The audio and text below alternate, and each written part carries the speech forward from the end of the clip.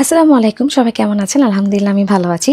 এটা ছিল আমার চাচার বিয়ের ভিডিও। গায়েলুজির ভিডিওটা আমি বেশ আগে দিয়েছি, কিন্তু বিয়ের ভিডিও দেওয়ার কথা আসলে কি বলবো, ব্যস্ততা, অসুস্থতা আর এত বেশি ফ্যামিলি নিয়ে বিজি থাকি আমি, বাচ্চাকে এত সময় দিই, আমার ভিডিও করা, ভিডিও এডিটিং করার কথা আসলে পারি না, আমার হয়ে ওঠে না।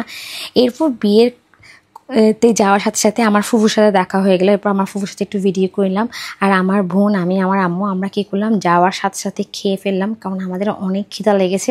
জানি হয়তো বা আমাদের পরে আবারও খেতে বসতে হবে, কারণ এটা আমাদের বাড়ির, মানে আমাদের দাদার বাড়ি বিয়ের নিয়ম, সবাই একসাথে খায়, কিন্তু আমাদের অনেক খিদা লেগেছিলো, তাই আমরা কী করলাম, আমরা খেয়ে নিলাম।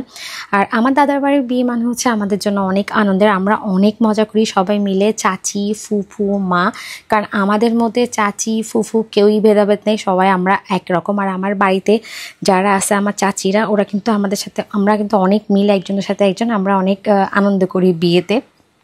এরপর বিয়েতে দেখলাম বউ ফটোশ্যুট করতেছিল, তো বউ ফটোশ্যুট করার পর আমি আর আমার বোন গেলাম।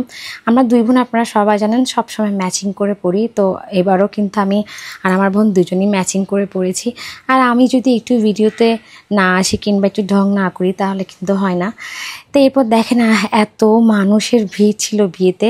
চাটগাঁয়ে বিয়ে মানে সবাই জানেন, অনেক মানুষের ভিড়, অনেক মানুষ থাকে, মানে হুলস্থুল অবস্থা। এরপর চলে আসলো জামাইকে আমরা আনার জন্য আমরা চলে গেলাম।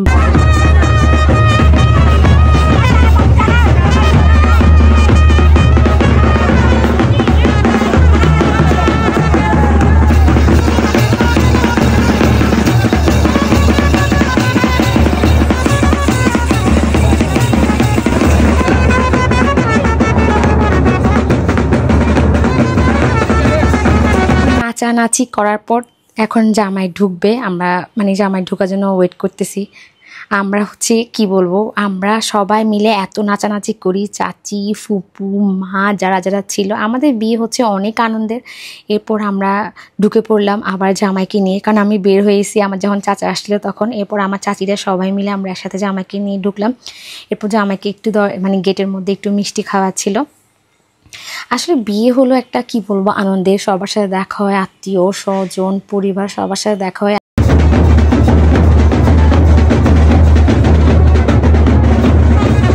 সবার সাথে আবার দেখা হবে, কখন বিয়ে হলো তো সবার সাথে দেখা হয়। আর এরা হচ্ছে আমার ছোটোবেলার সাথী, ওদেরকে আমি পেলেই অনেক বেশি কথা বলি, কারণ দেখা হয় না, আমি থাকি ঢাকায়, ওরা থাকে সবাই চিটংয়ে। তাই দেখেন একে একে আমার কাজিনস আর আমাদের আউসি দেখেন কীভাবে বসে আছে, আমার চাচি, সবাই বসে বসে মানে আড্ডা দিতেছিল, কথা বলতেছিল। তো এর ফাঁকে আমি সবাইকে একটু ভিডিও করে নিলাম। আর দেখা হলে তো বোঝাই যায় যে কী অবস্থা। সাথে আমার আম্মা তো ছিল। আর এরা হচ্ছে আমার চাচিরা, আর আমার চাচিরা হচ্ছে আমাদের ফ্রেন্ডের মতো, কি বলবো, একদম মাশাল্লাহ মাশাল্লাহ। সবাই মিলে আমরা গল্প করি, আমরা অনেক মজা করি। তো এবারও সেটা কম না।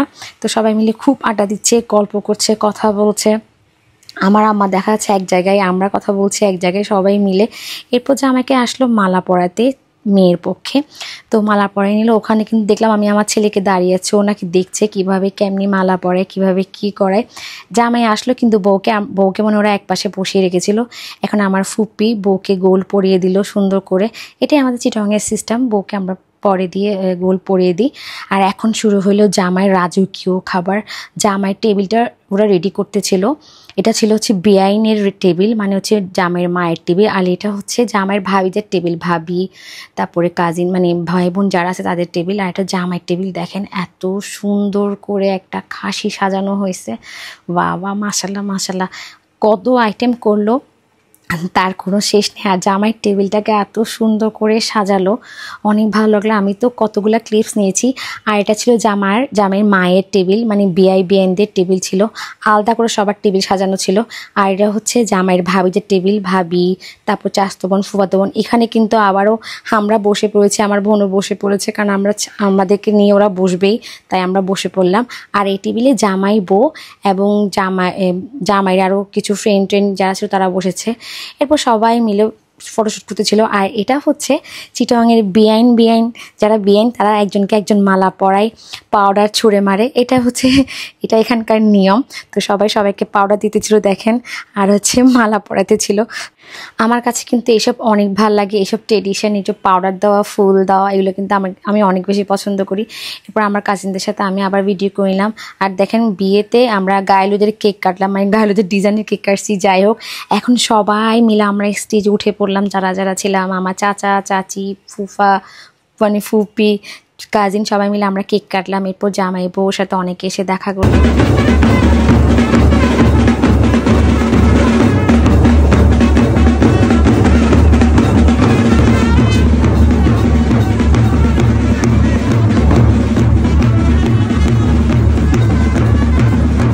নাচতে নাচতে আমরা শেষ। এরপর হচ্ছে বিদায়ের পালা। মেয়েদের জন্য এটা খুবই কঠিন একটা সময়, যখন মা বাবার কাছ থেকে মেয়েরা বিদায় নেয়। আসলে এটা কেন হয়, এটা তো হবেই, বিয়েতে তো মেয়েতে যাওয়াই লাগবে শ্বশুরবাড়ি, কিন্তু এই রীতিটা আসলে ভালো লাগে না। মানে মেয়েকে বাবা মা বিদায় দেয়, সবাই কান্নাকাটি করে, অনেক বেশি খারাপ লাগে। আমি নিজেও একজন মেয়ে, তো মেয়েদের এই অনুভূতিটা খুব ভালো করে বুঝি। আর স্বাভাবিক ভাই বোন মা বাবাকে ছেড়ে থাকাটা একটা মেয়ের জন্য অনেক কষ্টের। এই মেয়েটা বারবার শুধু পিছনে ফিরে তাকাচ্ছিল মায়ের দিকে, সবার দিকে, মানে ওর অনেক খারাপ লাগতেছিল। স্বাভাবিক ব্যাপার, মা বাবাকে এত বছর থাকার পর মা বাবাকে ছেড়ে যাওয়াটা কিন্তু খুব একটা সহজ ব্যাপার না, অনেক কষ্টের। তো এখন আমরা বউকে নিয়ে চলে যাব সবাই মিলে।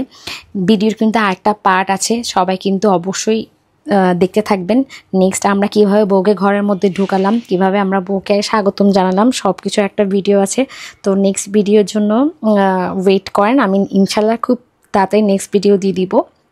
এখন আমরা চলে যাচ্ছি বাসার উদ্দেশ্যে। আল্লাহ হাফেজ।